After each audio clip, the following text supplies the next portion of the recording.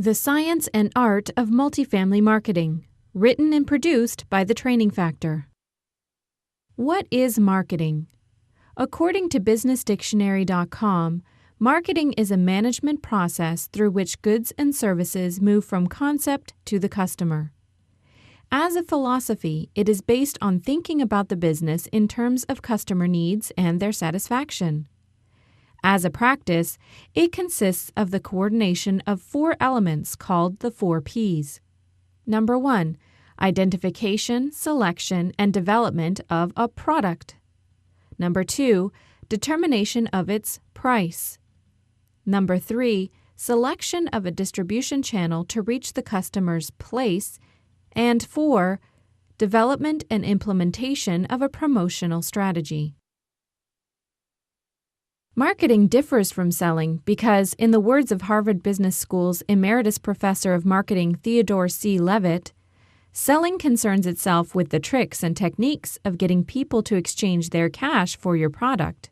It is not concerned with the values that the exchange is all about, and it does not, as marketing invariably does, view the entire business process as consisting of a tightly integrated effort to discover, create, arouse, and satisfy customer needs. In other words, marketing is the process for bringing the right product to the right customer. If you notice in the definition, marketing is a management process through which goods and services move from concept to customer. You can't ignore the word process. All successful processes require goals, planning, strategy, and execution. I'm sure you've read or even had to create a marketing plan for your community. The successful development and execution of that marketing plan can shape your community into a profitable or non-profitable business. You may have the most fabulous community in the country, but without a successful marketing strategy and proper price model, no one will want your fabulous community. In this course, you will learn the 4 Ps of marketing, how to effectively set marketing goals and objectives, and good advertising design and writing techniques.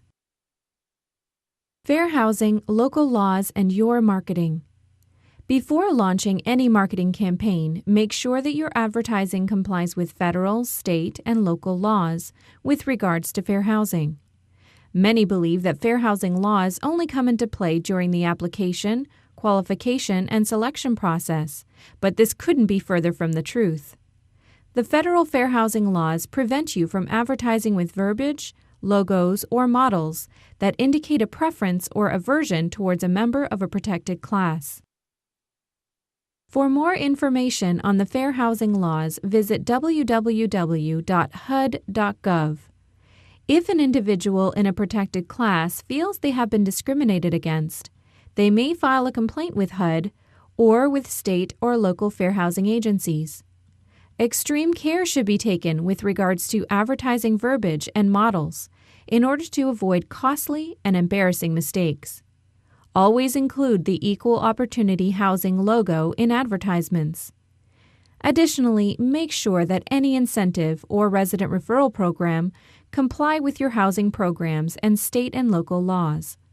When in doubt, check with your supervisor and/or legal counsel. Let's test your fair housing advertising judgment. If you listed your apartment as a bachelor apartment, could this be viewed as discriminatory? Yes or no?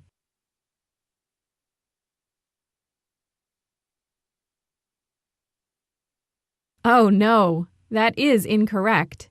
This could be considered a discriminatory ad. Try again. Let's test your fair housing advertising judgment.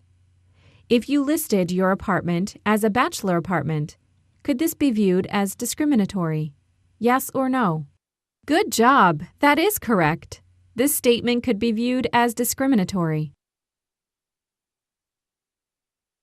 Now let's look at the same example with a 25% yearly turnover ratio calculated into the equation. 100 units times 25% equals 25. This means you will lose 25 leases this year. Let's divide that by 4 because we need to achieve the goal within the next 3 months.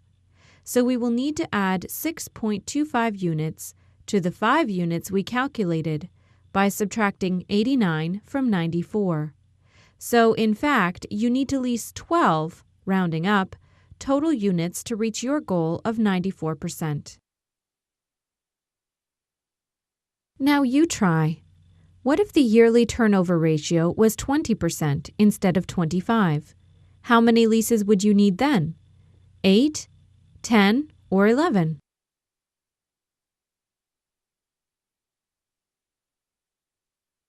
Correct. Multiply the 100 units by 20% to get 20, which is the number of leases you'll lose in a year. Then, like before, divide that number by 4 because we need to achieve the goal within the next 3 months. So we will need to add 5 units to the 5 units we calculated by subtracting 89 from 94. So if the yearly turnover rate was 20%, you would need to lease 10 total units to reach your goal of 94%.